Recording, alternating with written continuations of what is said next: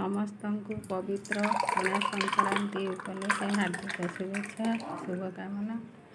ଆଉ ଆଜି ତ ପଣା ସଂକ୍ରାନ୍ତି, ଘରେ ଘରେ ପଣା ହେଉଥିବ।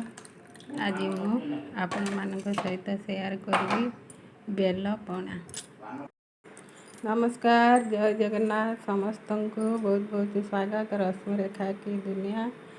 ଆଜି ମୁଁ ବନେଇବି ବେଲ ପଣା। ଖରାଦିନ ବେଲପଣା ନିହାତି ପିଇବା ଦରକାର। ବେଲପଣା ପିଇଲେ ପେଟ ଥଣ୍ଡା ହେବ। ଆଉ ବେଲପଣା ଦେହ ପାଇଁ ବହୁତ ଭଲ। ଆଉ ଏଥିରେ ଭିଟାମିନ୍ ବି ଥାଏ। ଆଉ ଲାଟିନ୍ ପାଇଁ ତ ବହୁତ ଭଲ, ଲାଟିନ୍ ଭଲ ଛାଡ଼େ। ଆଉ ସେଥିପାଇଁ ମୁଁ ଆଜି ବେଲପଣା ବନଉଛି, ସ୍ପେଶାଲ ବେଲପଣା। ଆଶା କରୁଛି ଭିଡ଼ିଓ ଭଲ ଲାଗିବ। ଭଲ ଲାଗିଲେ ଲାଇକ୍ ସେୟାର କରିବେ। ଆଉ ଚ୍ୟାନେଲରେ ଯଦି ନୂଆ, ଚ୍ୟାନେଲକୁ ସବସ୍କ୍ରାଇବ୍ କରିଦେବେ। ବେଲପଣା ବନେଇବା ପାଇଁ ପ୍ରଥମେ ନଡ଼ିଆକୁ ମୁଁ ଫଟେଇଦେଲି, ଆଉ ବେଲକୁ ବି ଫଟେଇଦେବା। ମୁଁ ଏଠି ପାଚିଲା ବେଲ, ଗୋଟେ ଗଛ ପାଚିଲା ବେଲ ନେଇଛି। ବେଲ ବି ବଢ଼ିଆକିରି ପାଚି ଯାଇଛି। ଆଉ ତାକୁ ଚାମଚ ସାହାଯ୍ୟରେ ଗୋଟେ ଜାଗାକୁ ବାହାର କରିଦେବା। ଆଉ ସେଠି ପାଣି ମିଶାଇକି ତାକୁ ଭଲକି ଚକୁଡ଼ିକି ତା'ର ମଞ୍ଜିକୁ ବାହାର କରିଦେବା। ମଞ୍ଜି ବାହାର କରିଦେଲା ପରେ ମୁଁ ଚିନି, ଯେତିକି ମିଠା ଖାଇବେ ସେଇ ହିସାବରେ ଚିନି ନେଇଯାଇଛି। ଆଉ 2ଟା କଦଳୀ ନେଇଯାଇଛି। ମୁଁ 2 ଗ୍ଲାସ୍ ବେଲପଣା କରୁଛି, ସେଇ ହିସାବରେ ନେଉଛି।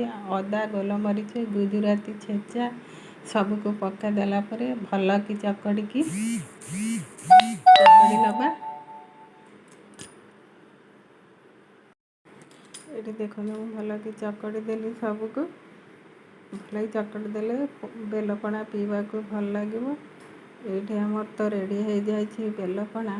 ଆଉ କିଛି ନଡ଼ିଆ କୋରାକୁ ଦେଇଦେବା।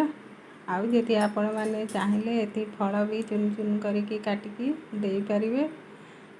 ଆଉ ଏଠି ମୁଁ ଦହି ଦେଇଦେଉଛି। ଆମର ତ ପଣା ରେଡ଼ି ହେଇଗଲା। ନିଶ୍ଚୟ ଏମିତି ପଣା ବନାନ୍ତୁ। ଆଉ ଏମିତି ବନାନ୍ତୁ, ଯେମିତି ଏଇ ପ୍ରୋସେସ୍ରେ ବନାନ୍ତୁ। ନ ଖାଇଲା ଲୋକ ବି ମାଗିକି ପିଇପାରିବେ। ଗୋଟେ ଗ୍ଲାସ୍ ପିଇଲା ପରେ ଆଉ ଗୋଟେ ଗ୍ଲାସ୍ ନିହାତି ମାଗିବେ। ରହୁଛି, ପୁଣି ଆସିବି ଆଉ ଗୋଟେ ରେସିପି ସହିତ। ଜୟ ଜଗନ୍ନାଥ। ପଣା ସଂକ୍ରାନ୍ତି।